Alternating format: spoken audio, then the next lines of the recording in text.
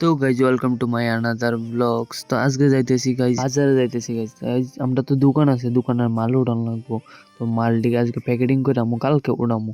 তো যাইতেছি বাজারে, আবার বাড়ির লিগে অনেক কিছু খরচ আনার লাগবো।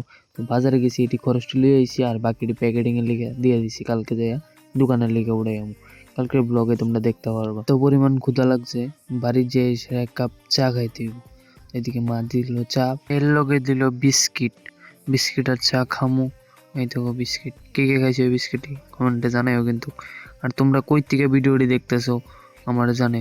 তো আজকে বাজারও খরচ করানো লাগবো।